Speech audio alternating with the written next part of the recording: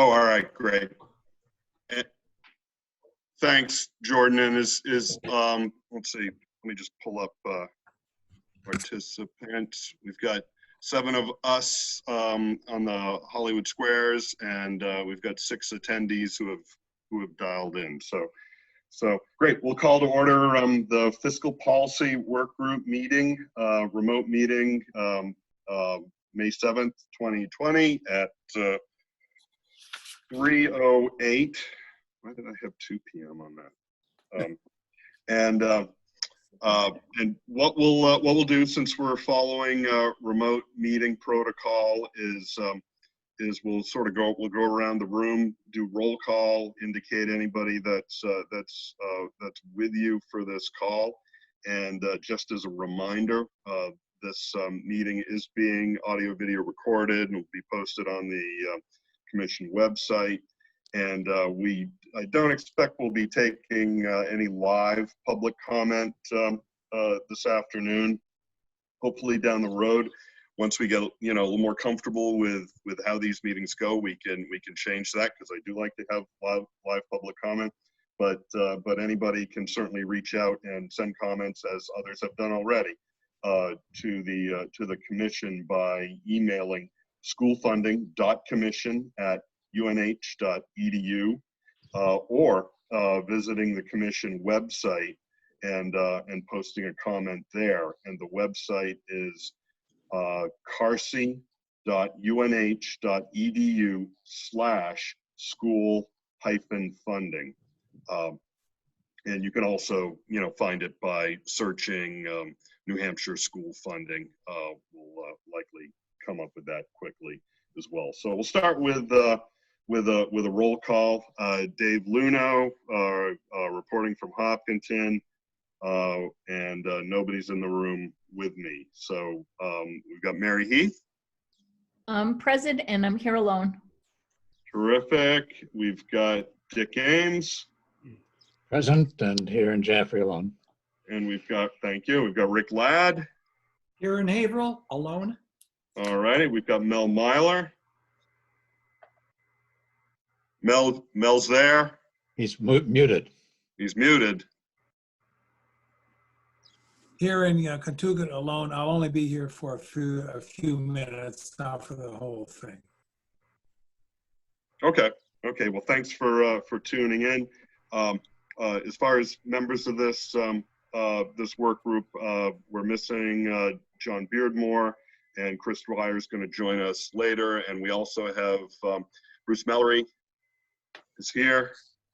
I'm here from calling in from Kittery, Maine today, and I'm alone except for the birds that are outside here with me.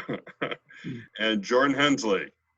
Yeah, calling in here from Dover, and I'm alone in the room except for the cat and the dog are sleeping next to me here. So.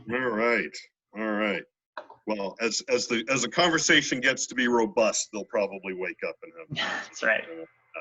So, anybody have any difficulties getting onto this? So the tech seems to be working, and anybody calling the emergency line with any difficulties? Nope. I haven't gotten any calls all day, actually. So it seems like it's been really successful. Good. No emails either. Super. Then we're definitely moving along and into the agenda. I have at 2:20, so we're ahead of time right now, is to spend a few minutes to reacquaint ourselves with the design thinking process. And Bruce, do you want to talk about that a little bit? You need to. Well, you're muted. Dave, Yeah. just a question going back. Your question to Jordan about others who've called in. So there's no one else who's called in on this work group? No, there's seven people. 7 people. Yeah, but nobody has called to report any difficulty accessing the meetings. Yeah. Okay. Or any of the meetings today. So thank you.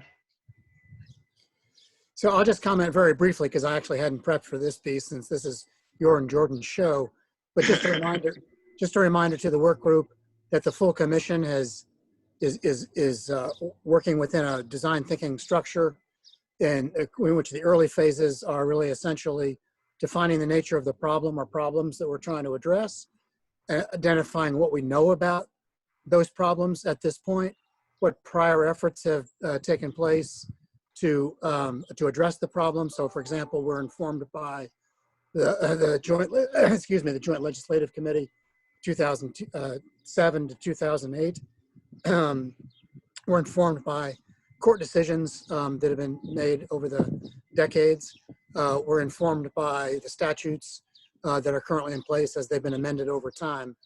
And so we're in that problem definition, data gathering, what do we already know, what's already been tried stage of design thinking before we get, of course, to testing scenarios to address the problem further down the road.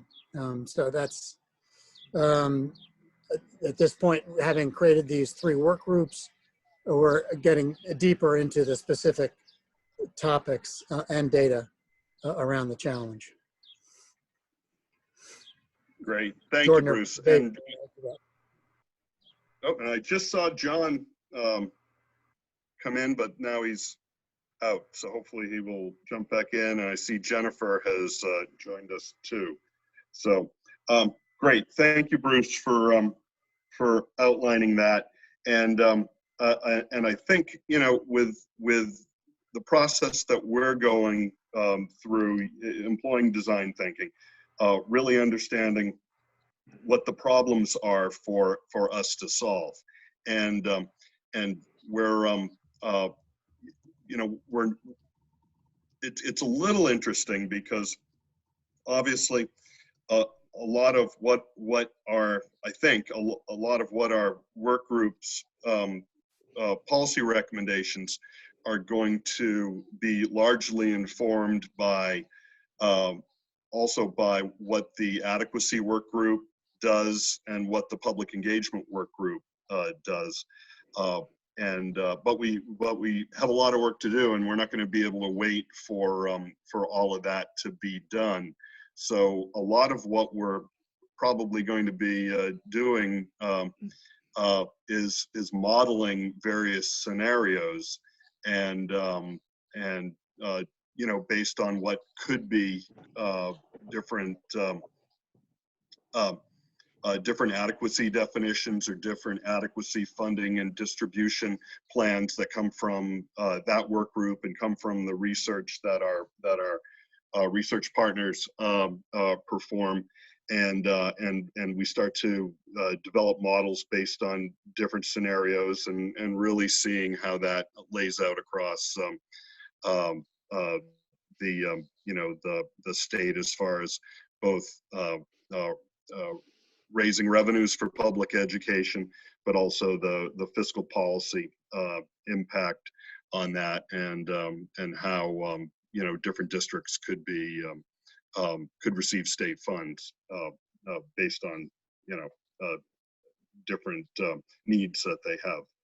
So you know, an example of that, I think, is what the legislature did, what the state did in the budget, in this biennium's budget, with the fiscal capacity aid, fiscal disparity aid that's in it. That's clearly a fiscal policy type initiative, because it's not tied to adequacy, and so we'll really have to be seeing what comes out of the adequacy work group and the work the researchers do, and be able to work with that. So, any thoughts on those moving parts? No thoughts on that, Rick? Hey, I think I'll pass on it for right now, because I do have some thoughts here, but we've got to get moving here. I've just been looking early this morning, at how public revenues throughout this country since 2000, 2001 have increased by 27% in constant dollars, and the school enrollments increased only 7%. In our state, our dollars are increasing, but our enrollment's significantly reducing. And that's placing a heavy burden on our property taxpayer. And that's something we've got to be cognizant. I think we all are aware of that. I think the taxpayer is saying, hey, enough's enough. What else? Are there any other revenue sources? Any other way of doing this if, in fact, additional dollars are needed for this for revenues for supporting our system? Yeah, no, I think that's a good point, and we're going to get into a discussion on that. But Yeah. you know, when we take a look at and this actually it was interesting doing the reference checks the last few days with Bruce, because we had the opportunity to talk with you know, like a commissioner of education or various people that were involved with financing studies, and you know, some of the things we learned through that were you know, are some things that we're not currently doing here in New Hampshire, like really looking at the equity elements, both the vertical and horizontal equity that we've talked about, and then this concept, and I've talked with Mel and Jay about this, and Bruce, but this concept of fiscal neutrality has come up a lot, and seeing it in studies that were, or in research reports that were done for other states, and they're on their, you know, department websites, and we talked a little bit about it at the adequacy work group this morning, but I'll just read from this definition of fiscal neutrality that comes from one of the proposals we're reviewing from a research contractor. Fiscal neutrality assesses the link between local wealth and the amount of revenue available to support a school district. A touchstone of school finance theory asserts that there should be little or no relationship between local wealth, such as the local property tax base, and the amount of resources available to a local school district. A school finance system with high fiscal neutrality minimizes the relationship between local wealth or capacity and district spending.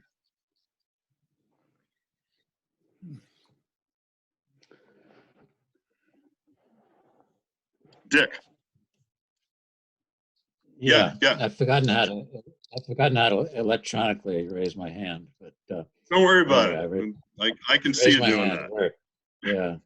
So related to Rick's point, and also what you just read, Dave, is the sort of the large question of how factors that we don't ordinarily think of, perhaps, as we think about adequate education, may need to be factored in.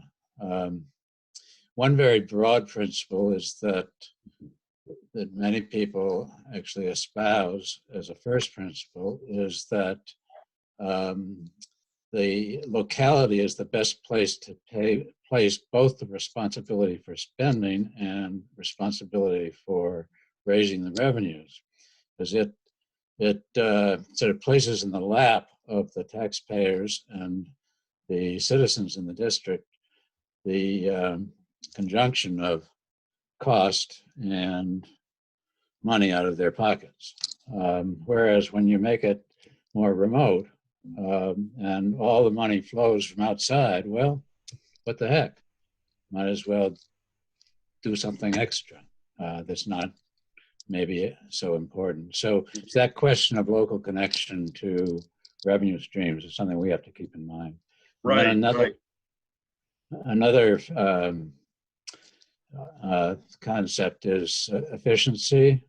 And we all know we've got a multitude of school districts in New Hampshire, some sort of dictated, I guess, by geography, some not.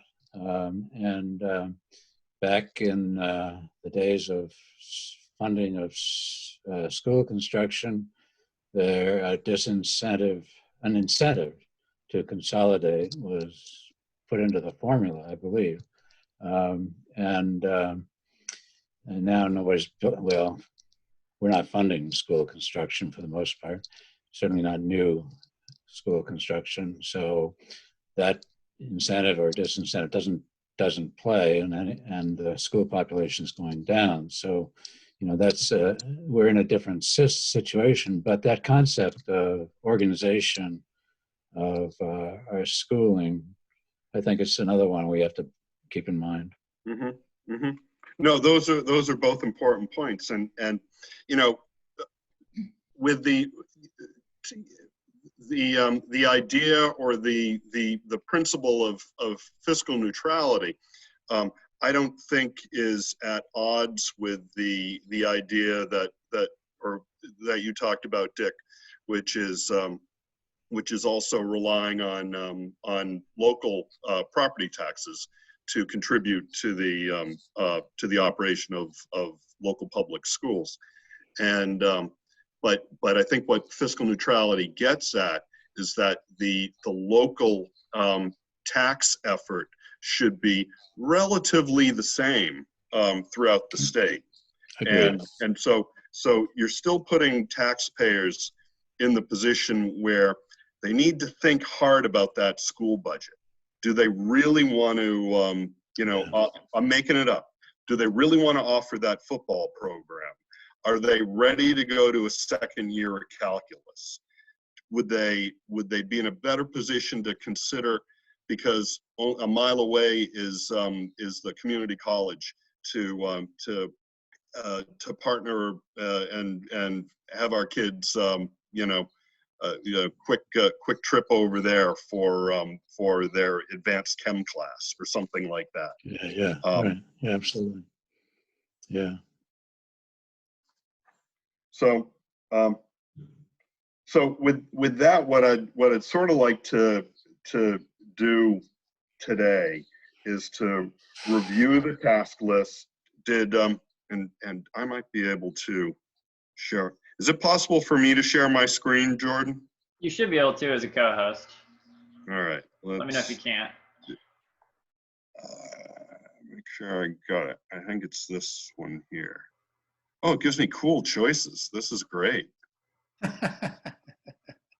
No, see, it shows everything that's all the windows that are open and which one you want to share.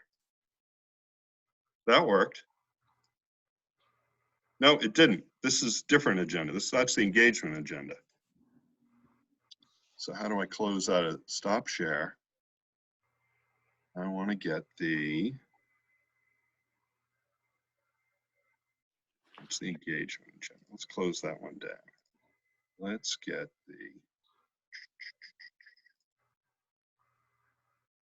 there we go.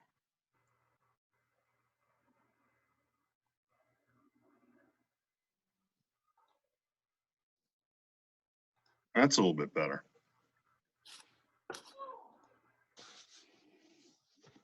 So we've got the list of tasks down there, and I've made a couple of changes to what since the last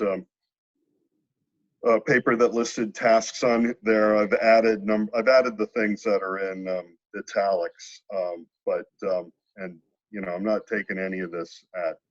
I mean, let's sort of go through and talk about them, and see if there's anything that we need to change or anything that we're missing.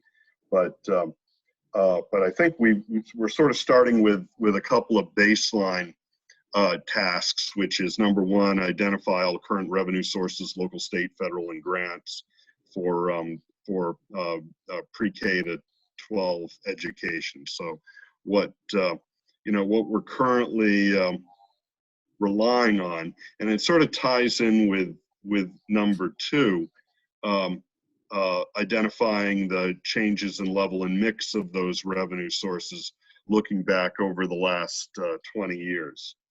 And we may actually have well, first of all, I guess, what do people think about those two tasks? Are those two things that you think would be good for this work group to do, to sort of baseline where we've been and where we are right now? Dave? Yeah. Are we referring to, oh, I guess I understand it now. I guess I was going to ask, do we mean state revenues or total revenues? Looks like we mean total. Yeah, the whole where it all comes from for public education, and I think we've actually got that. We may even have that information down to each district as well. In fact, I think we do have that information, and so is this something that are these tests a good place to start? Well, I think so. I think they're essential. I think that one sort of nuance is on the local revenue source. I don't know how significant this is for some school districts, wealthy school districts it may be, and that is private contributions. I don't know whether we'd pick that up anyway, or well, I sort of had that in the grants category. Oh, grants. Yeah. Okay. Yeah. And I don't know how closely that's. I don't know how much information we have on that, but exactly. But what I did want to say is that I think we're pretty close on having found some of this information already. Doug Hall had actually sent me, and I think I sent it to you, Dick. You did. And it's information that's taken, I believe, from Department DOE, New Hampshire DOE reports, and goes back. It covers the date range that we're looking at here. I haven't been able to independently verify these things, but yeah. But I sort of rely on the fact that the numbers did come from DOE reports. But maybe this is something that we should put up on the commission website, and have the links to that go out to our work group team here, so that they can take a look at it, where where we've been, where we are right now, and I think one of the interesting things is the halfway point in this. It sort of actually more than the halfway point. It starts to pass through, a couple of different rounds of school funding policy in New Hampshire, and we can sort of see what what's happened and how things have been maintained or not maintained since those policy decisions were made. Yeah. We need to look, I haven't looked closely, but at whether the data that's been assembled so that we can use it has sort of aggregate figures, total federal grants, total state funds, or to what extent it's broken down. So for example, on the state funds, it was, I believe it was 2001, when the business enterprise tax and business profits tax in both cases were raised by a small amount, and that small increase was dedicated to pour into the education trust fund. And ever since, it's been tracked as such. So you see it in the CAFR. I don't know whether DOE breaks that out. That's the kind of thing. And whether on the federal side is Title I money or something even more categorical. I don't know. It makes a difference in the end. Yeah, looking at Doug's spreadsheet, it's got sources: local property tax, statewide property tax, state foundation adequacy aid, other state aid, federal aid, tuition, food, and other, and sale of bonds and notes. So foundation adequacy is the grab bag of money but with the exception, he's got swept as a separate category. With As a separate category, right? He's got everything else. Yep. In one lump sum. Mm-hmm. Right.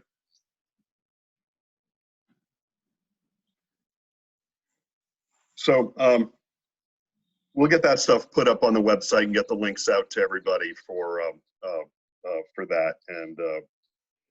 And you know, and we're actually going to be hearing from Doug at our next full commission meeting on Monday. So it'd probably be a good idea for our group to familiarize ourselves with this report and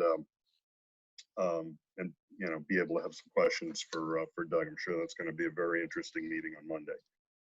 So let's see. Our third on the task list is to identify variable impacts on local districts, current funding sources, and levels. So does that belong on our list?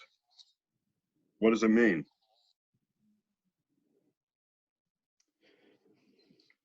Seems to me it's just a fleshing out of that first item. Right. So when something goes down, where is it made?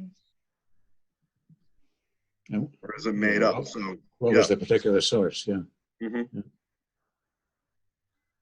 So if let's say the foundation aid is going in this direction, make sure I get it on the camera, going in that direction, the downward direction, and as Rick points out, the local property taxes are going in this direction here.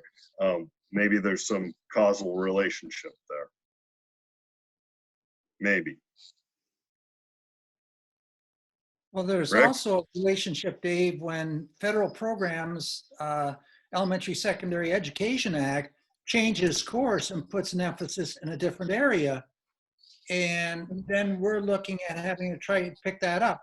Even like Medicaid to schools, well, look what happened there. Yeah. And that's, so is that something that we can, I mean, that sounds like it has both fiscal policy impact as well as adequacy impact. Well, there are other different patterns and trends that come up too. I mean, with the spread of autism, that had a significant impact on special ed budgets. The changes in populations of students, when, for example, in Manchester, when you had a large number of immigrant students coming in, and the cost that it had on ESL costs. So I think there are different factors that we have to look at independently because they do change over time based on the circumstances. Yeah, and you can look at another federal program. This is not part of adequacy, but look at Carl Perkins money. Right. And how that impacts CTE programs when they change their emphasis. Right. And you know, and that's going to be a big challenge for the commission and especially the work that the adequacy you know, work group and the research team do is, you know, it would be really great to have some sort of statutory framework that's able to move as the feds change policies and as others, so that we're not all of a sudden getting caught behind or having it fall on the local district to figure out how to fund it. Yeah, and Dave, I'll just interject there that again, with our reference checks and the proposals we have in front of us for our research consultant, we know that there's a capacity there to run those kinds of, I'll call them simulations or models. Right. About a given change in input at the federal level or the state level will have these kinds of effects. At least at the state level. I don't know if they'll be able to model that at the district level, but we should be able to ask to work with our consultant to give us that kind of information. Okay. I think we need to be careful too about a reliance on federal funds. They do tend to shift on a regular basis, and just there are too many factors that go in to that. So I think that's something that local school districts deal with on a regular basis and try to account for when they do their budgets. Because for Title I for example, I mean, there can be changes in the way programming. We saw with Title II, it went from hiring staff to not being able to hire staff. So school districts, that's something that they have to take into consideration, but I'm not sure how much our state funding formula needs to make an allowance for that. Okay.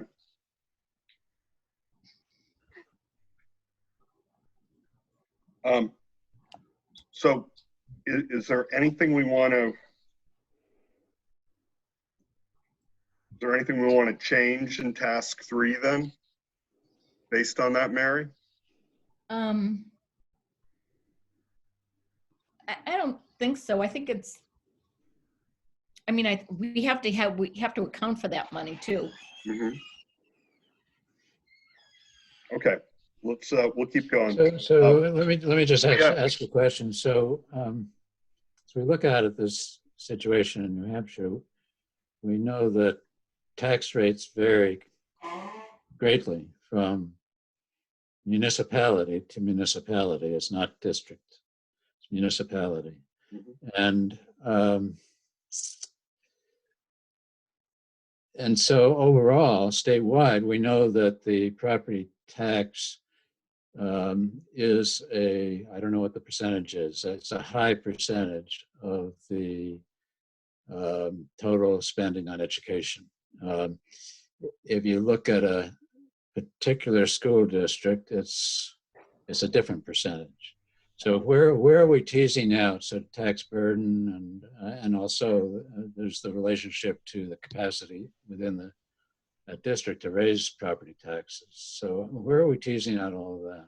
I think that comes in the next couple of tasks. Well, I think Dick has a good point there. If you look at what we get from the feds as far as total education for schools, it's about 6%. Yeah. But then when you go look at the state, it's roughly around 32%, and the federal grants are federal is around 60. No, excuse me, I got it backwards here.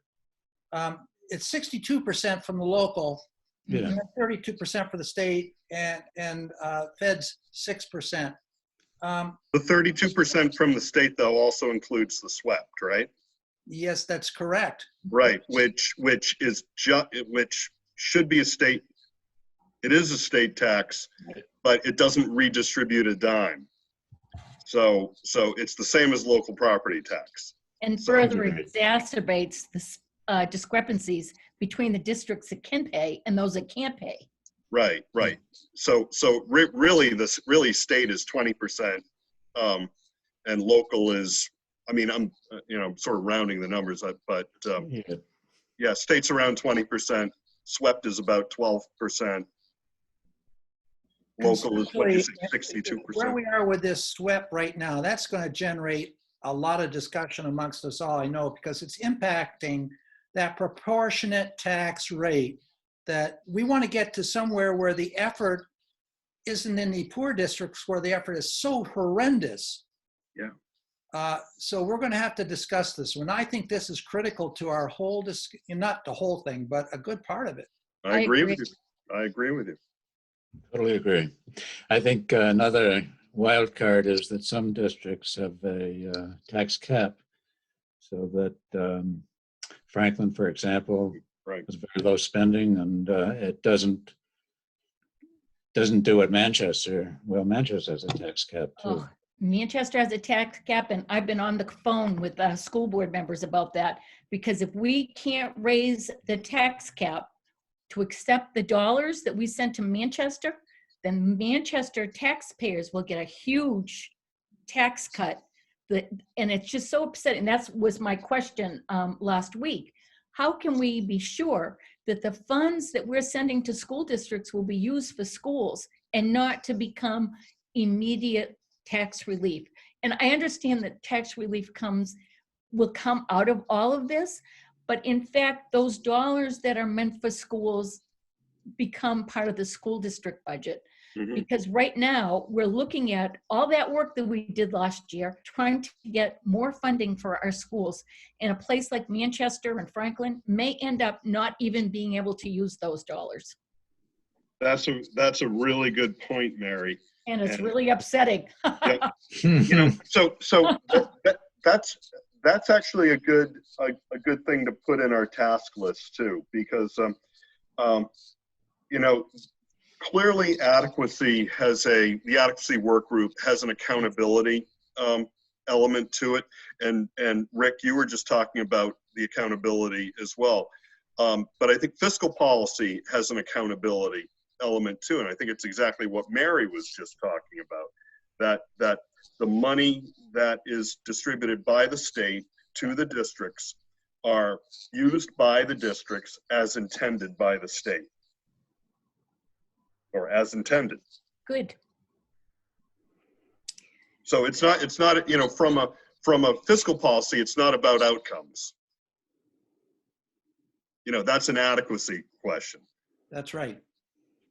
But from a fiscal policy question is, did you use the money the way, you know, in the spirit of which it was? Well, why isn't the answer for many school districts that, yes, I did. And then I took some money out of my other pocket and gave it back to my local taxpayers. That's what they're doing, Dick. Yeah. Because for adequacy dollars, we have in statute that those dollars need to be used for education. That's in Right. law. Right. But the other dollars are not. So Exactly.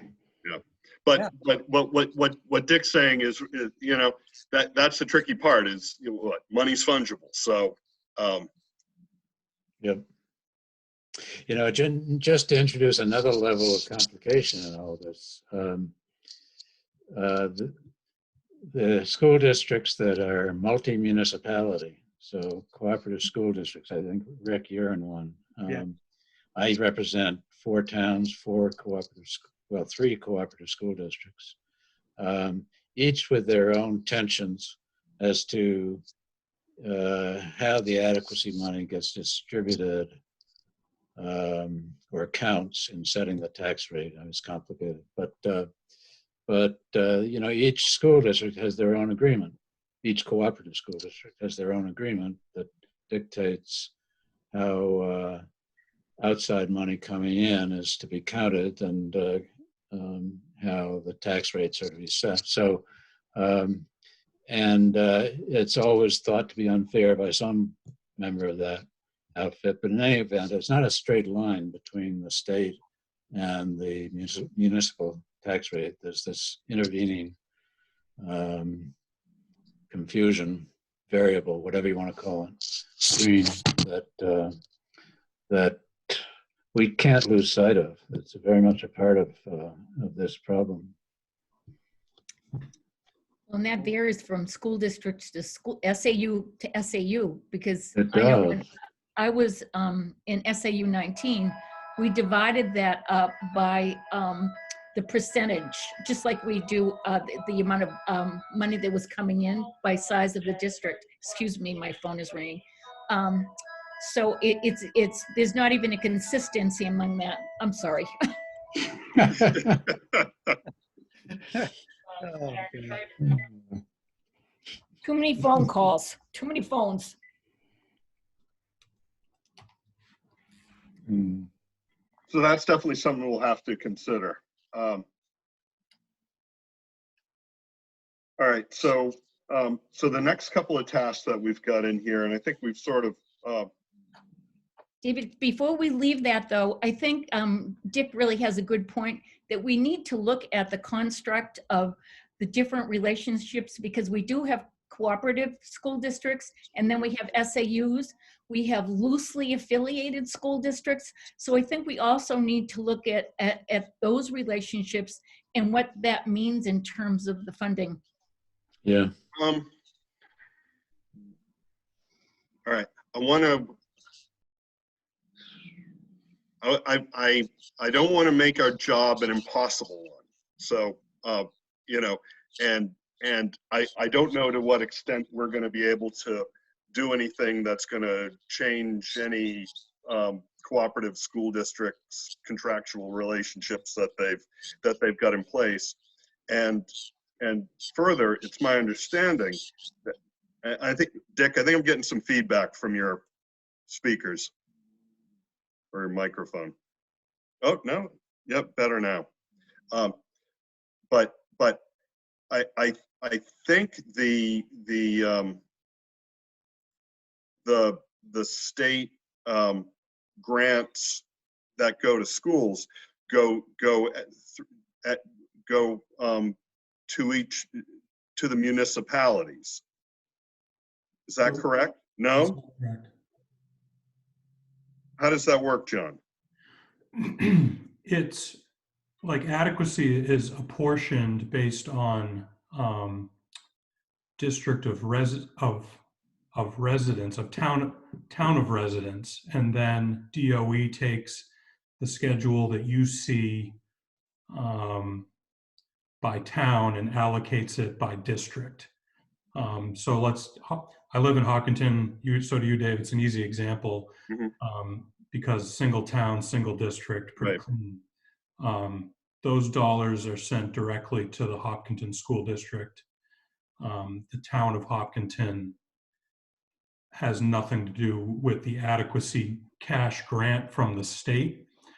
And the town does raise the statewide education property tax under a state warrant that the town collects. And let's just, for argument's sake, say the town of Hopkinton is due $1 million. Excuse me, the school district in Hopkinton is due $1 million.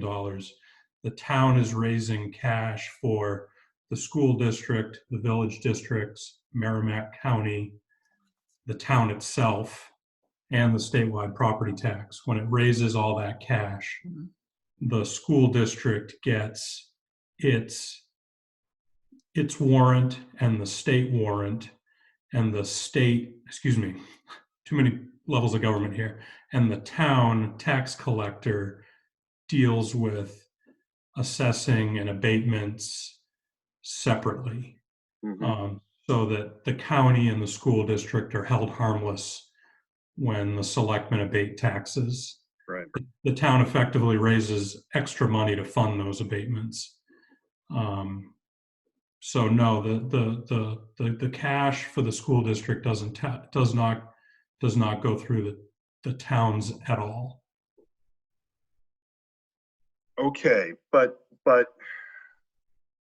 how it's calculated at the state level, though, like for instance with the fiscal disparity aid, isn't that's based on municipal valuations, not school district valuations? It is. It's based on like prior aid to the benefit of all the students in the town.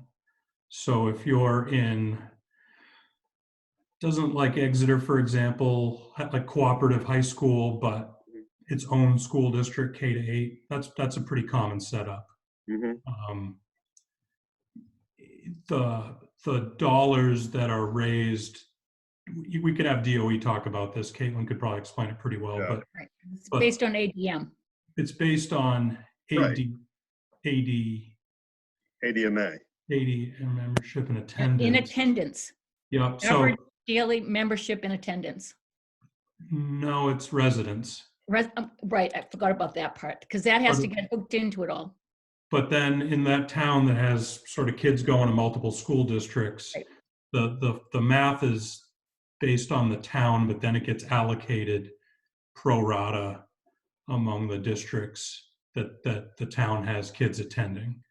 And that's all based, it's driven back through I4C. So it's all documented by child. Yeah. Yeah, it's confusing. You know, in my experience working for the legislature in the LBA office, legislators like to see how their town fares. But really, you know, in Hopkinton it's easy, but in Exeter it's a little trickier because you got kids going in multiple directions. But in a city like Manchester, it comes directly to the municipality. Then there's always exceptions. Yeah, Manchester, Concord might be, the cities might be a little different. So, so in order to really, you know, tackle the next couple tasks, we're really going to need to understand how the state calculates the money that it uses to support schools, and I guess you know, when you take a look at the Conval district, so you know, that Dick, that's in your, you're muted right now. Yeah, that's one of my towns. Dublin is one of my towns, and that's in Conval. Yeah, but you've also got towns that have very, very different fiscal capacities to them. Jaffrey Ringe is a good example, where Jaffrey is the poorer town, and Ringe doesn't think so. And so you get into difficulties, and it plays out, it's an apportionment formula that accounts for the adequacy aid that is going, as John Beardmore just said, to the towns, but that's then part of the formula used by the school district to assign remaining financial responsibility to each town. So I guess the point that I'm trying to get at is if in the Jaffrey Ringe district that Jaffrey needs a little bit more support, you know, as for you know, to provide, I guess that would be the vertical equity between those two towns. Mm-hmm. So that, I guess I just have to interject that that as measured by what, that Jaffrey should get more as measured by what, and the question of how you measure fiscal capacity comes up. Is it well, for example, in the fiscal disparity formula before, there was a cutoff for that was based on personal income. So the adjusted household income, I think it was household, level of a town, if it was too high, meant that that town would not get what it would otherwise get. And the town of Brookline is an example of this, which is wealthy, well, which is poor, believe it or not, if you measure it by assessed value per pupil or per capita. I mean, there's another question there.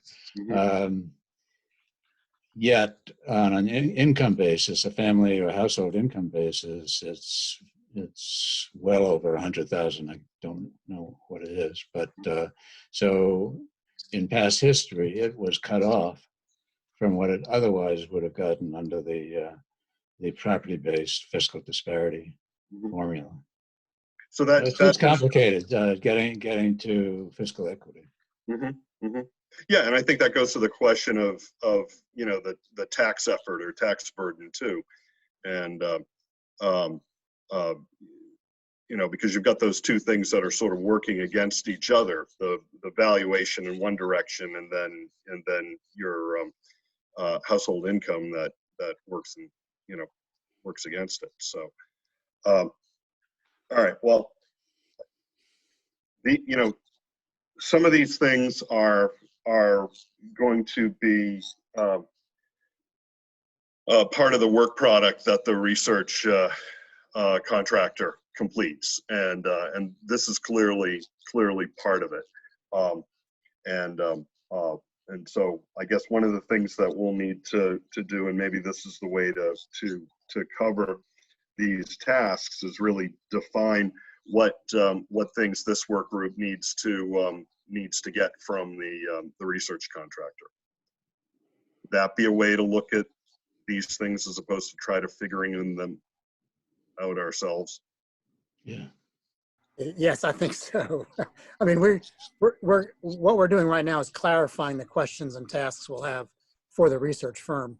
A lot of this stuff is at least beyond my pay grade and competence, and it is quite complex, and we need somebody else with expertise in fiscal analysis and fiscal policy, which is what we're going to get with one of our firms. Well, I mean, with whoever we contract with. So this is all worthwhile. We just can't answer our questions without Right. But I think we need to get verification too, from people like the DOE, Caitlin, and the LBA. The LBA is an unbelievable source of information for us too, that we can't dismiss their reference. So, and we're going to talk about that towards the end of this, towards the end of our agenda, in about future meetings and who we want to hear from and where we really need to get the expertise. And certainly they're going to be valuable to the research contractor as well. So, all right, let's keep moving through the task list then. So we just did a couple of the equity and fiscal neutrality. Well, we talked about fiscal neutrality. Number 6 is I think a big part of what we're going to need to do, which is really modeling the various fiscal policy options because we're not going to know what the funding levels are from the adequacy work group, and figure out what different approaches we may want to take from a revenue source standpoint, and then take a look at what sort of fiscal distribution we want to make as well, because and this has come up at a couple of the commission meetings that because I think people remember early on we had distribution tied in with the fiscal policy work group, and we moved it over to the adequacy work group.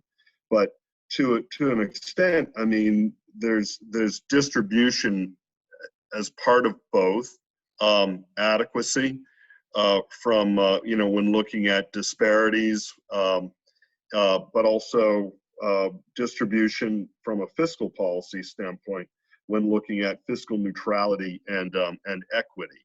And so I think we've got that part of our. I think we're going to have to take a look at that as part of our work. So David, is this where we'll get to capacity to pay for our local school district or community, that based on all this information, like the classes of the different property, all that information combined should equal an area's capacity to pay for education? Yeah, and it's not too dissimilar from the work that you and Mel and Rick and I did with the fiscal disparity thing, and all the modeling that Mickey provided, because we didn't know where this was going. And I mean, we must have, Rick, how many scenarios did we run? Oh, jeepers, I don't have enough fingers. Yeah, I mean, I remember stepping out of hearings because Mickey would call, Dave, I've got another scenario for you and Rick to take a look at. And we would, we'd head downstairs and see what he's got. So yeah, I think that's something we're going to need to be working closely with them on, as well as the researchers. And I folded in this idea of Class A, B, and C properties that the Senate put into the language in our statute for the commission, and A, B, and C is not well defined, and John's still with it. John, and it's not that's not a DRA classification, is it? Not that I'm aware of. So, so I think we've probably got the ability to use Class A, B, and C, however we want to consider it, and maybe use it so that we can really take a look at if we're going to be doing something with SWEPT. Rick, you've talked about that, and I think we've all sort of talked about SWEPT. But if there were to be any changes on SWEPT, what the effect of those changes would be on Class A, B, and C property, and potentially Class A property could be all residential properties less than $1 million.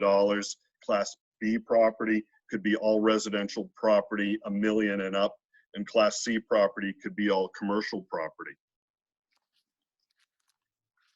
I think I'd like to get back to, as I recall, I was talking to Bob Guida about this, and he was pushing for this ABC. But as far as what their intent was in breaking it down and identifying what A equaled or defined, I don't know if they got there, but I would like to talk with, or I'd like to have our group find out from Jay, from Bob, some of the others, from Chuck Morris, what were you guys talking about? Because this came out of there with all their support, the ABC side of things. So they must have. Yeah, I think that's a good idea, Rick. Why don't we have Bob, Senator Guida, join one of our work group meetings? Yeah, I know he's also on that group working with COVID right now. I'm sure that any senator sitting on finance in the Senate or would be able to help us on this ABC stuff. I think we need to really get their intent before we start inventing something for it. So well, I think Senator D'Alessandro mentioned that as well. Yeah, I think Lou would be good to help us with that as well. Dave, okay. I just Googled this, fired up the Google machine, and it refreshed my memory that A, B, and C typically refers to office space. So like A is like real nice office space, B is like, decent, and C is shabby. Mm-hmm. If I can paraphrase what I just read. What a definition, shabby. Yep. But that's not really going to be. I mean, I'm trying to think about something that's going to be useful to Granite Staters, both people who own residences and people who own commercial property. But think about a place like Salem. Salem is rich in housing property, but they're also tremendously rich in the variety of businesses that they have. They have that whole strip. They've got all kinds of different things. Same thing with the community of Bedford. I mean, they're rich in single home families, but they're also, the level of business is really spectacular. So different from a town like Hopkinton, or then you get a Manchester that's a kind of a mix of everything. So I think there are a lot of variations that we need to look at. Yeah. If I could jump in, it sounds like the choices here are a classification system that's based on quality, high, low, high, medium, shabby, or a classification system based on type of property, residential, high-end residential, commercial, for example. And if our question is, what's the capacity of a community to generate property tax revenue, and what's the mix within a community? Maybe the type, residential, commercial, is more relevant than the quality. Quality is going to change over time anyway. But anyway, I think we probably need to, back to Rick's point, let's get in Senate's intent on including these and what did they mean by these classifications? Because we've run down this rabbit hole a couple times on the commission, and either we set aside the concern about Senate's intent and we simply use the notion that there are different classes of property as a way of running scenarios, or we try to stick with the Senate's intent. We may find that the Senate's intent doesn't align with what our purposes are, so we'll have to cross that bridge if we get it too. Yeah, yeah, no, I think that's a good point, Bruce, and you know, I we should definitely be doing something that's that follows the Senate's intent on this, but also I don't see any reason why we wouldn't be able to take a look at subcategories of property on a municipal by municipal, town by town basis, and see what the effects of you know, if we tweak this or we tweak that, you know, what the effects on how the model reflects on the load on those categories of properties. And again, we'll ask our external consultants to look at, are there other states that have addressed this property differentiation business, and what do they use? What processes do they use? Does the Department of Revenue Administration, when they're assessing properties, do they have any categorical areas like an A, B, C? I think we ought to be checking with DRA as well. DRA does not assess any property other than utility property. Yeah. But DRA does regulate property assessments statewide and review them and collect a ton of data on it. So yeah, we could definitely check to see what they've got. I don't know off the top of my head. Yeah. Dick, can you talk a little bit about what you'd sent over to me the other day? That annual, you got on mute.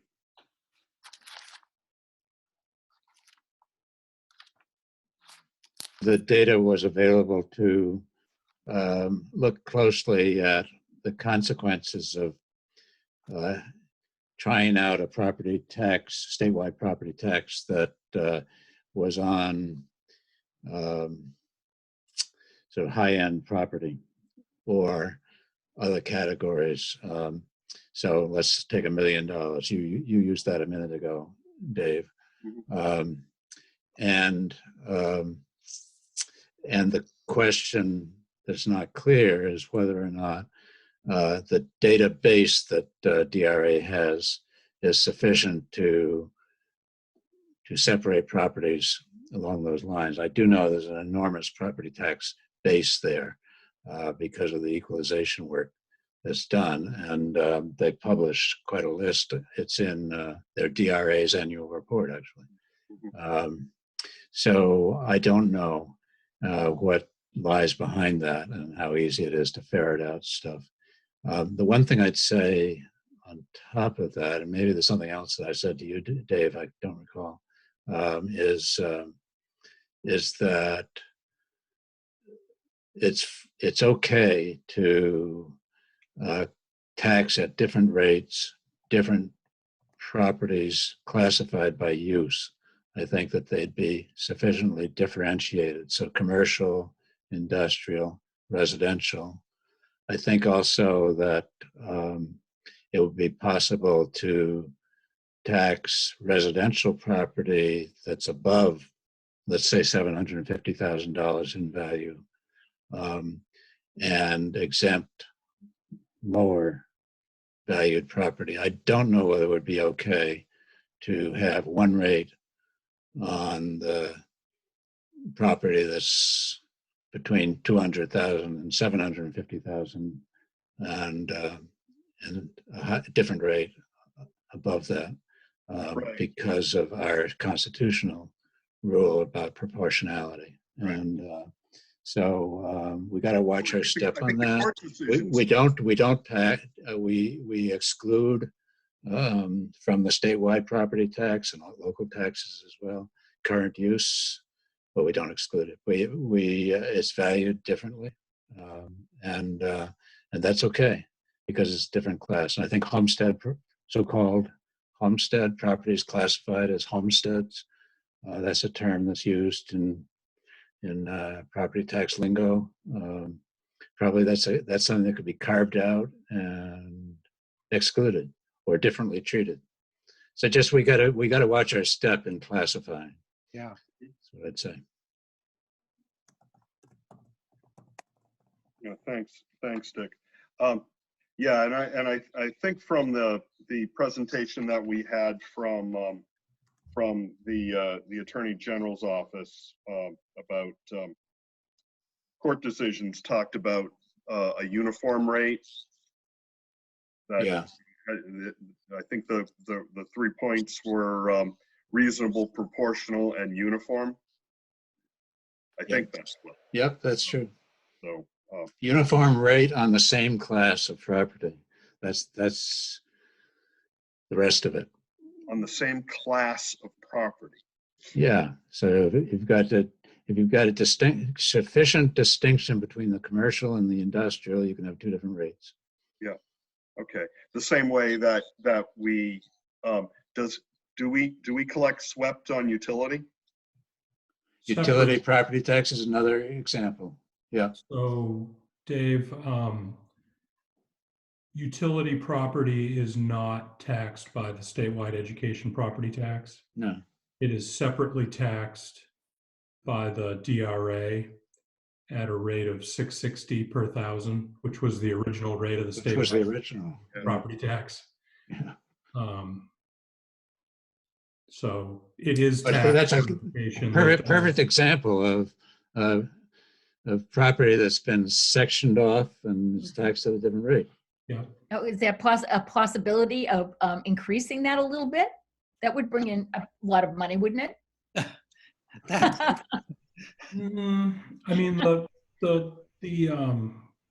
utility pays the local school, the local town, the county, just like we all do on our local property tax bill. It just doesn't have the statewide education portion. That's a separate bill for the utility. But last I recall, the utility property tax at 660 raises 40 million. So, that's a lot of money, but just for argument's sake, if you doubled the rate, that'd be a pretty huge jump on utilities, and you come up with 40 million, which isn't gonna, I don't think, make or break a new ed funding formula. Right. But just be aware that I'm sure you're familiar with the issues that those municipalities which have a significant amount of utilities and passing from north to south through them, they wanted it not taxed at the DRA set rate, but at market value rate. And that's gone around through the courts here in the last several years. And there has been some resolution through the legislature on that. That's a whole nother can of worms. That's a huge can of worms. Okay. Taking a couple notes on. So, all right. So the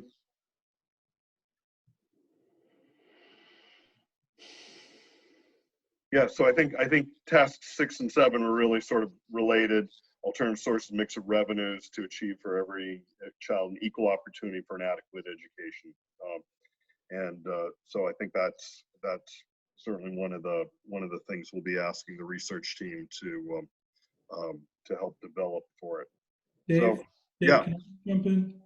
Did I hear you say that allocation, like the formula allocation, is the domain of a different subcommittee? Did I hear you correctly? The formula, like for adequacy. Yeah. So yeah. So the adequacy work group is taking care of the definition of adequacy, the costing out of adequacy, and then the factors that would be associated with sort of disparities in across the needs of students, as well as the disparities that you might see in different districts too, such as a rural district versus a more urban district. Which is going to drive the allocation. Right. And but I don't think that takes away the fact that we may have to also take a look at allocation or distribution based on fiscal policy factors such as fiscal capacity and things like that. I think you're totally right, because as I think about it, and I've said this before, and I'm probably going to keep banging the drum, because as I've thought so much about it, it always comes back to our overarching funding system. Like to me, questions 1 and 2 are interesting, but it's sort of like the rearview mirror, you know, and we ought to be, LBA and DOE can help us sort of flesh that out. But what to me is interesting going forward, if this committee is going to be, you know, have a long-term impact, to me, it's got to fundamentally change what our fiscal structure is for ed funding. And I guess it is not really all that dependent on what the adequacy work group comes up with. Right. But it is intertwined. Mm-hmm. Yeah, I mean, the ultimate amounts are dependent on that, but Yeah. but Like, the modeling isn't. I'd be really interested to have our consultant, you know, like take the inputs as they exist in the New Hampshire system and run them through models that other states use, or develop sort of hypotheticals of like, well, if we collected all property taxes statewide, or if we limited property tax levy growth or rate growth, stuff like that, to me is sort of like the fundamental issue here.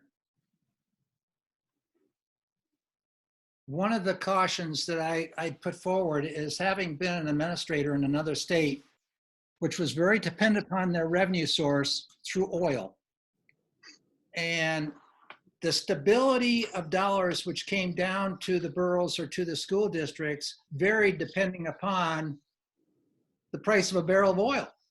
Now, can you imagine what's coming down to them now with it almost at zero? That's using up the rainy day fund. So I think stability in our revenue source is a real issue that we need to focus on. Stability, so that we are not dealing with these school districts and these superintendents and school boards saying, where am I going to be? They've always wanted forward funding, and they're always dependent upon previous year's funding. And that creates problems in terms of contracts and other arrangements they're making ongoing. Mm-hmm. That's why it's so important that we have a multitude of revenue sources coming in. Right. It's like a mutual fund, right? Not like a Yes. mutual fund. I I think still think that's a good area. I think stability is key, but I think until you have a system where the folks in Bedford can't increase their education spending without the kids in Franklin benefiting as well, then we're back to where we began. You know, and that comes down to, you know, we could double the state aid. We could double state aid. And that would probably be good for Franklin. I don't know what the numbers are, but Franklin probably gets a pretty high percentage of its ed funding from the state, including the statewide property tax. Mm-hmm. But if we doubled education spending, you know, in the current system, kids in Bedford are still going to get a far superior education than the kids in Franklin, I think. John, there are well, Chris knows, there are so many variables that go with that. I mean. Yeah, and I also think it goes back to your first point about the relationship between the adequacy committee and this committee. There may be alternative ways of looking at, and they may be approaching it this way, alternative ways of looking at, not at formula, but at different ways of filling the equity bucket. And so there is an important, what they do really does have major implications for what we do. So it may not be a formula across the board, for example, that would be the way to best look at equity based on adequacy.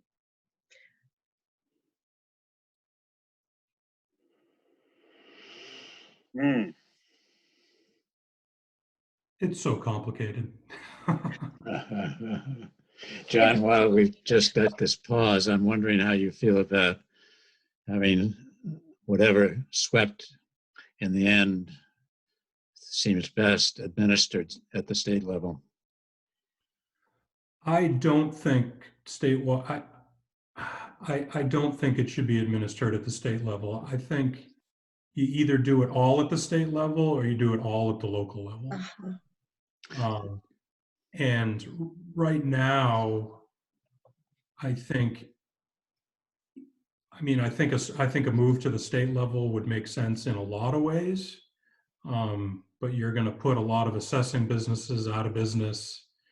You're going to make a lot of town officials angry because they like the control. But I would not be supportive of a regime where you've got sort of duplicative processes, because the towns already have the systems in place to assess and process and manage abatement requests and do pickups through the year. To build that infrastructure at the state level to collect 300 million or 600 million or 900, would just be huge. Yeah, but I wonder if you couldn't keep that activity, the assessments and the dealing with appeals and all of that Locally. at the local level, and compensate for it, and then have the collection and the flow of money be to the state and then out. The difficulty, if RI collects the money, it's our money, and pretty soon you've got a group of very unhappy towns, and politically it has proved historically to be unsustainable. We can't go back. But even if the state does the collecting, the smart people in RI will be able to do the math.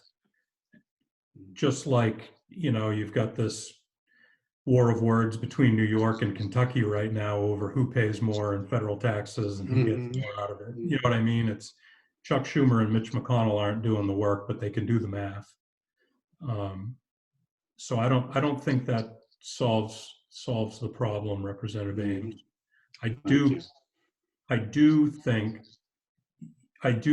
you either have donor towns, so-called, or you get rid of the statewide property tax. I think what we do right now is insane. Yeah. Insane, yeah. Yep.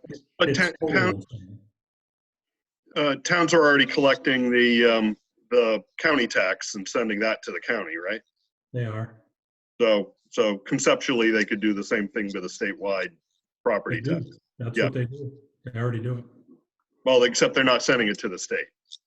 Well, exactly. Hopkinton's sending it all over to the school district, and RI's sending a little bit to the school district and pocketing the rest.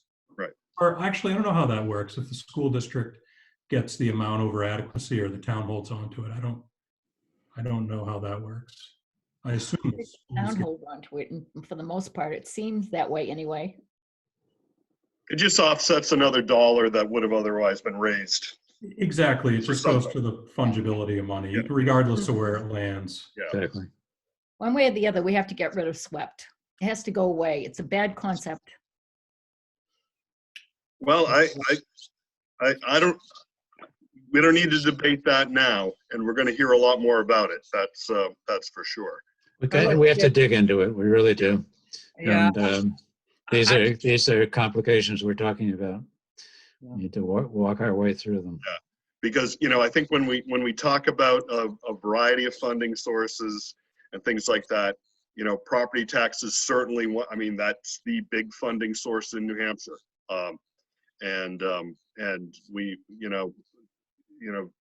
despite changing economic times and stuff like that, and people struggle to pay given different economic times. At least the value of the property is there, and the money's being raised. So I think that the COVID experience is going to maybe open a number of people's eyes to the real problems with the reliance on the property tax. Which experience? I'm sorry. Well, the COVID experience that we're having right now, Oh, yes. and it's coming this month, June 1st, property bills and the ability to pay versus the value of the property, as far apart as those things are right now, and at least like in the Seacoast area, those have almost nothing to do with each other for anybody who's lived here for a long time. So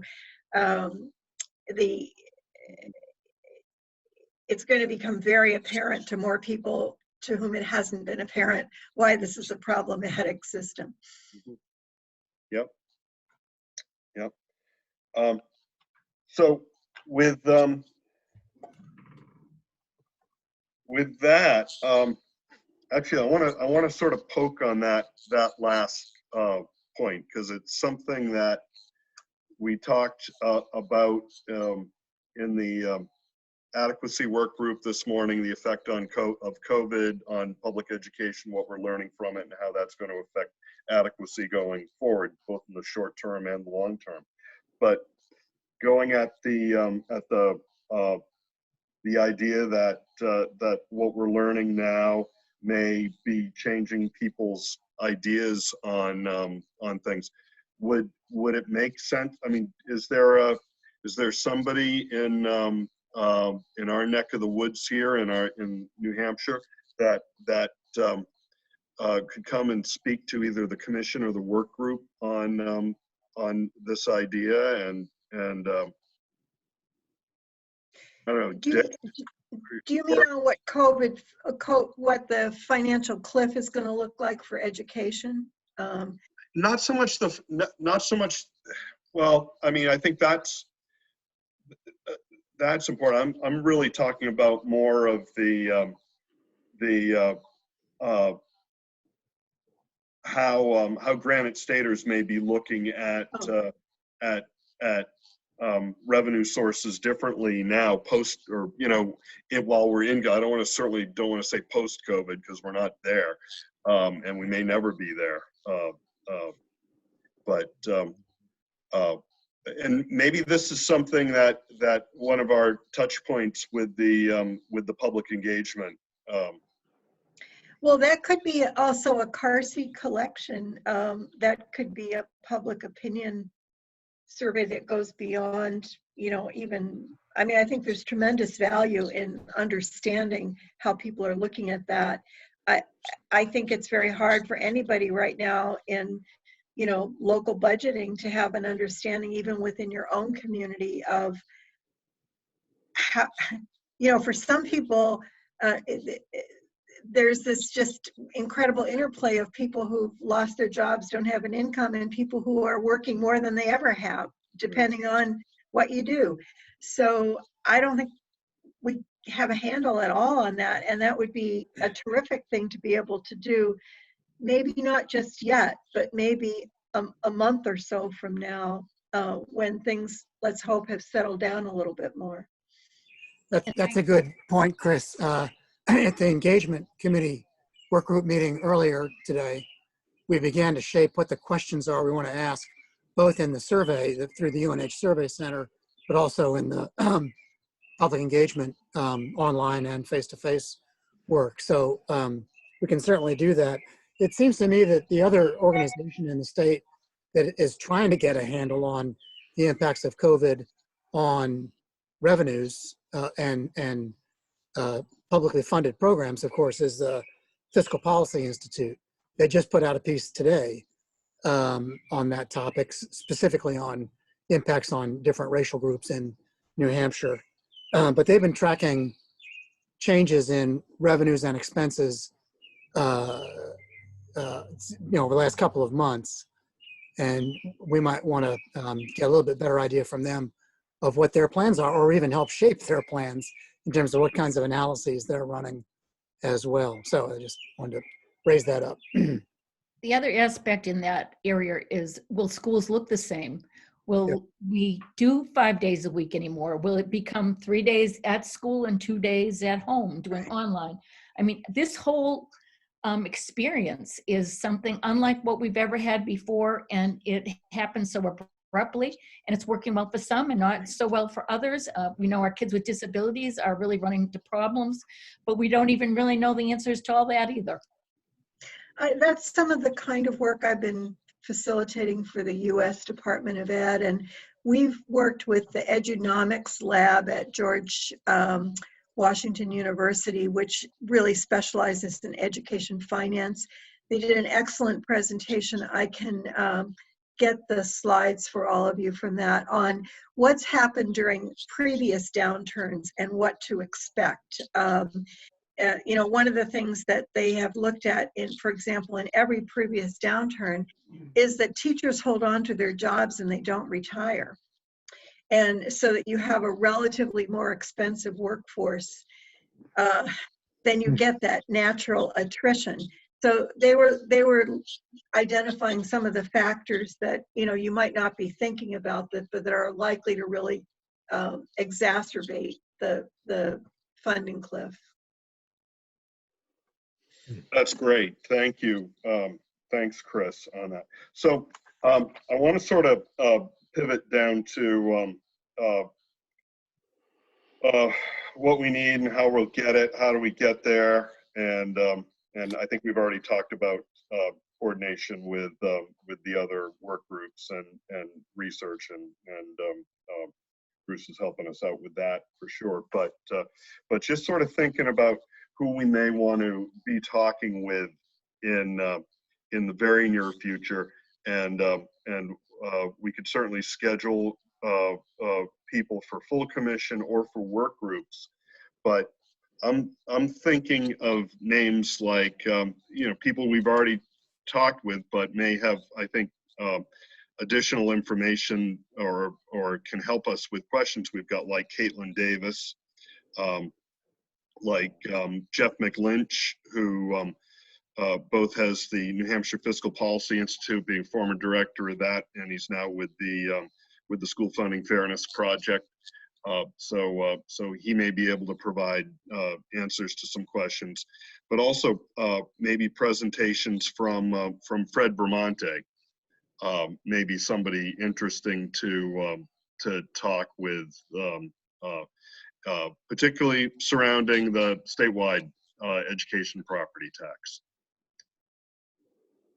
What do people think about some of these ideas? I think they're all good ones. I think we ought to open it up to folks like that, just to get their ideas on where we should head and what's possible. Mm-hmm. I'm curious that you mentioned Fred. Do you think it would be interesting to ask several of the state board chairs, past state board chairs, on their perspective on? I think that's a great idea. So, like Tom Raffio.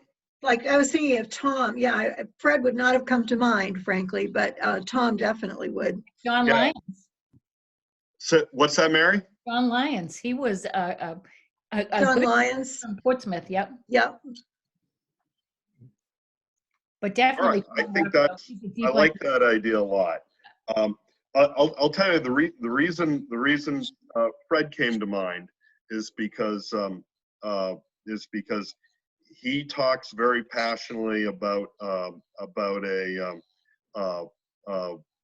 statewide education property tax, and I think it's just worthwhile for all of us to hear and ask him questions about it, because there's because he's so passionate about it, and you know, and because, you know, he talks about statewide education property tax in a way that can help provide equitable funding across the state in a way that helps to that's directed to court decisions as well. So other names that we may want to who we may want to talk with, again, maybe either Lindsay Stepp from the department, from DRA, I mean, you know, if we're asking for additional subcategories or some additional additional data by municipality that they might already have access to. What about Mark Tucker and Betsy? They would probably be willing to do maybe a conference call about the work that they did in Maryland. And You mean unfortunately, be able to do what we're doing right now? we'd have to ask, but I think, I mean, she certainly sounds like she's willing to be of assistance. Yeah, yeah, and a conference call is no different than how we're meeting now. Exactly. That's what I'm saying. So you know, Actually, maybe they'd be willing to be at one of our regular meetings. yeah, yeah.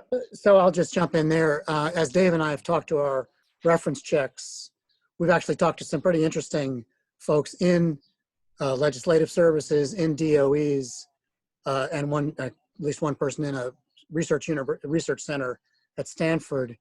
Those folks have actually got some pretty interesting stories to tell. And some of them have done studies comparable to what we're doing in New Hampshire, and some of them operate out of states that have some similar characteristics to New Hampshire. Nobody's really the same as New Hampshire, but you know, we had a good conversation with Secretary French in Vermont a couple of days ago, for example. But I think we could ask our consultant to identify who some of our counterparts are in states that our consultants feel have gone through a process that's informative to ours, and get those individuals in front of us as well. Again, either for the full commission or for this work group. And so we did talk to somebody in the Maryland, let's see, in legislative services, I guess it was, or I can't remember if it was DOE or legislative services. Yeah, I'm always reminded how different Maryland is compared to New Hampshire in terms of its revenue structure and financing structure and so on. So anyway. Yep, their law actually has hit the trigger already with the deficit they're seeing, so it may not come to pass at all. Yeah. All right, so we'll start reaching out to some of these folks and try to schedule them for a time that would probably align with our progress plan. We need to put together sort of a meeting plan and what sort of things we want to accomplish, so that we're not just sort of working, week to week or every other week, if that's where we're meeting. So we have more of a tied together thing. So Jordan, is that something we can work on? Oh yeah, absolutely.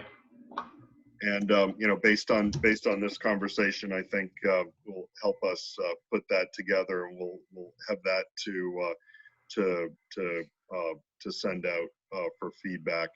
I want to sort of get to a short final approach for the rest of our meeting here, because it's pretty nice outside, and it's been a long day with work groups, and everybody needs to get out and go for a hike.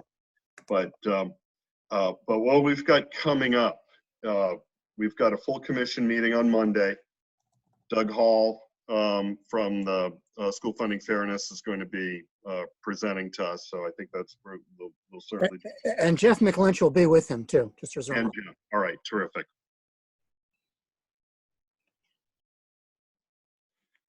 So I'm sure there's going to be robust discussion during that, and we may want to have them come back and speak to our work group too.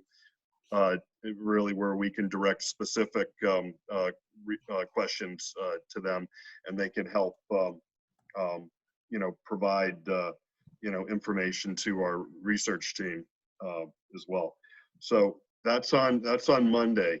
The following Monday, May 18th, that's going to be another work group day, and what we're looking at for that is having our fiscal policy meet on from 1 to 3 on May 18th. Is that something that would be able to work for all of us? Yeah. Yes. One's bad for me because we have a leadership meeting, but I can just come in a little bit late. Okay. Well, let me tell you what you'll be in for if you come a little bit late. So that's 1 to 3. Starting at 2, we're going to jointly meet with the adequacy work group, and we're going to hear from Reaching Higher New Hampshire. So from 2 to 3, Reaching Higher is going to be presenting, and I think it'll be sort of nice to have the fiscal policy and adequacy folks hearing from Reaching Higher at the same time, and we'll be able to sort of ask questions in a little bit of a larger, more focused meeting. And then adequacy is actually planning on meeting on Thursday of that same week, because they know that they're really behind the 8 ball in terms of getting started, and they want to pick up quickly. I think to some extent we're in the same boat. We're not the tail wagging the dog here, but we could also get started with some modeling, and I think the expectation is by the 21st we'll be well underway with our research team. Isn't that right, Bruce? So they'd be able to join us in that meeting. So if we wanted to pencil something in on the 21st, maybe from 1 to 3 or something like that, we don't have to schedule it yet. We can wait till next week to do it, but we may want to hold that as a possibility. Yeah, that makes sense to me, because in part because of all that we're going to hear between now and then. We're going to have the Funding Fairness Project, whatever it's called, presenting, and Reaching Higher New Hampshire presenting. Yeah. They're going to sort of help us understand what we need to get a grip on, and so follow up on that on Thursday would be, it all fits together rather nicely. Yeah, no, that's great. Thanks, Dick. And all right, so we'll be talking a little bit more on Monday about that schedule, but we can pencil that in for now. What do people think? Did we accomplish some things today? Get some stuff out today? What do we want to do for homework? I was enjoying the discussion on SWEP, and I would like to hear from Iris Estabrook and some of the other folks which were on that study back in 2007, 2008, when they released it in November 2008, of some of the strengths, the weaknesses, the pitfalls, the pluses that they were seeing with implementing SWEP the way it was implemented back then, where the money did go to the state. I'd like to know whether there was any real negative feedback at that time, and what are we looking at right now? I think we could save a lot of time if we don't have to jump through all those hurdles again, if we could really get, and there's a lot of the legislators and folks that served on that committee still around. And so there's a number of them that are familiar with that, as Iris is. I know Ken Weiler was on that as well. And Dave Hess was, and Randy Foose was. So there's some good people out there that we might want to talk with. Okay, well, maybe that's something that we try to piggyback on a day when we've got Fred Vermonte in, and we're really talking about, we can really sort of dedicate that work group meeting to a deep dive into SWEP. What are the problems? What were the pros and cons? What were the concerns? And why did it sort of end up the way it did? Is that sort of talking about what? Yeah, I think when Fred does it, that's good. I think he's very much into SWEP, so I think it'd be a perfect time to get this whole thing going. I'd also like to know if there's any other states out there, and maybe our researchers later or when we finish this RFP business could find some of that out. are there any states that have a similar process where they have a statewide education tax? And what are the pluses and the minuses that they're encountering? Mhm. Okay, good, good. What else? Any other feedback? Any other homework we can be doing between now and the next time the work group meets, the 18th? How about exploring other possible revenue sources? Dick, Yeah. I know, has some ideas. I think there are some other possible ways to bring income into the state that we haven't. People have been reluctant to go down that route, but I think we have to start thinking creatively. Mm-hmm. So there's been a couple of revenue source presentations.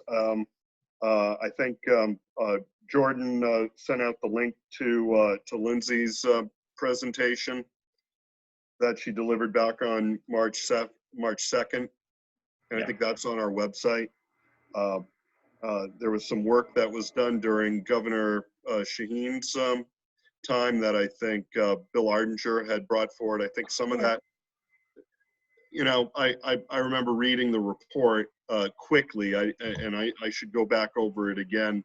You know, some of it was fairly high level, and you know, as Chris says, you know, attitudes may be changing right now, and we need to flush that out.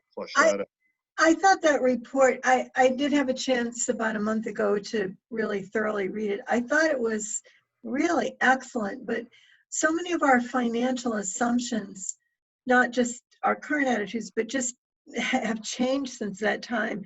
And I don't know if anyone who authored that report before or worked on that report would be able to frame the financial assumptions that we need to look at now to see some of the strategies that were in that report, which are certainly out of the box and not what we're doing. What would it look like now, or without redoing the study, because obviously a huge amount of work went into that. But I think that compendium it's a set of strategies to begin with, and to say which of those might be viable, but what do we have to know now in order to even think about it being viable? And I'm not sure who could do that, but if somebody could like walk us through what the update thinking of that would be at a high level, just so we'd know, look, it isn't even worth going down that path, or that's a path that might be worth exploring.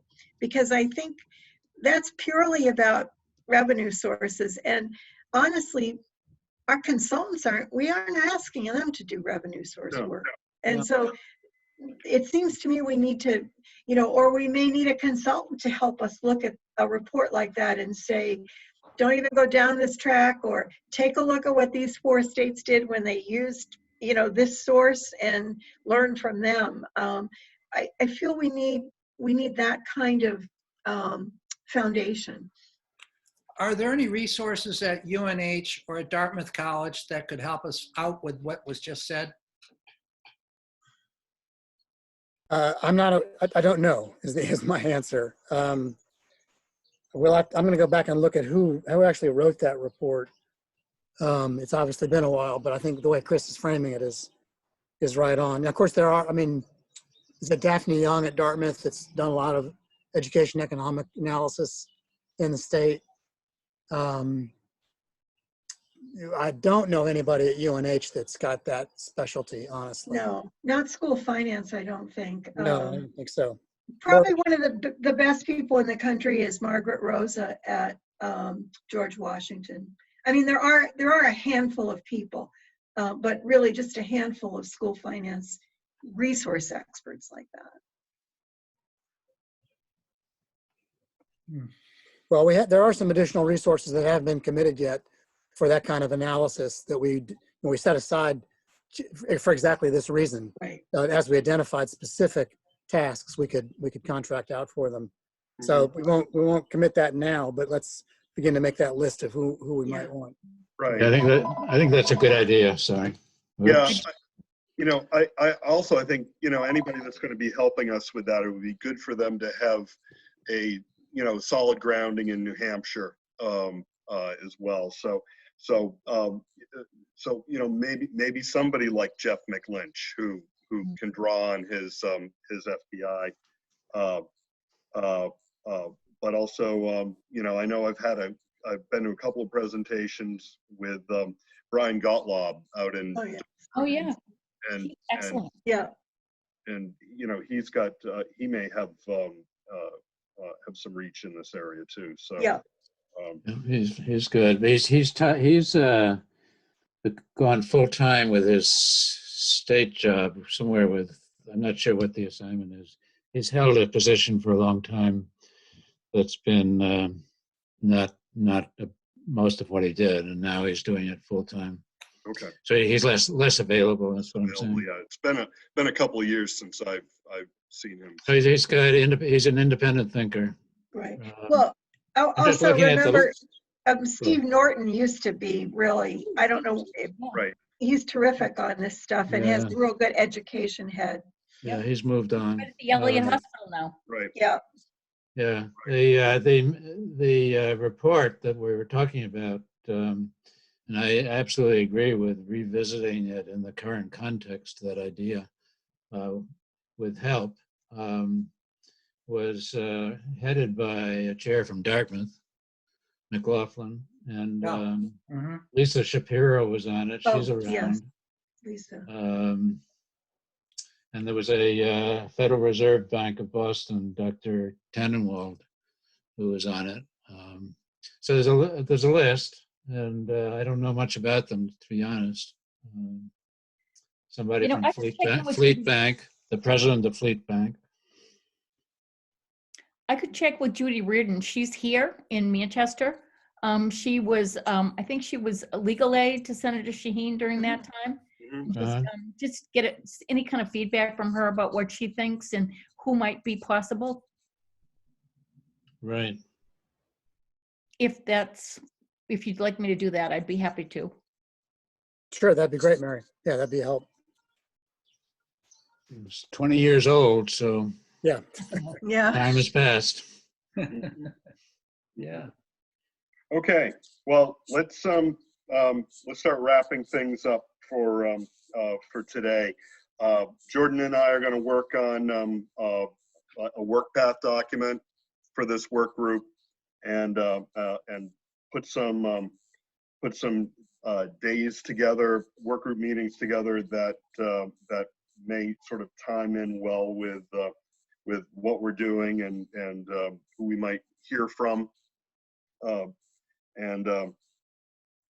And I've taken a lot of notes all over the place. I'm not going to read them back now, but I'll try to put these things in order and consider what people have talked about in terms of getting a more updated picture of what potential revenue sources might be across the state as we start to consider that. So as well. So anyway. Anybody got anything else for the good of the cause? Yeah, it's been a full day. This has been Dave and I and Jay and others of you have joined all of these voluntarily. Some of you voluntarily. Good for you. But anyway, it feels overwhelming. It feels very complex, and we're starting to really get into the substance of the work finally. So that's satisfying. So, well, many thanks to all of you.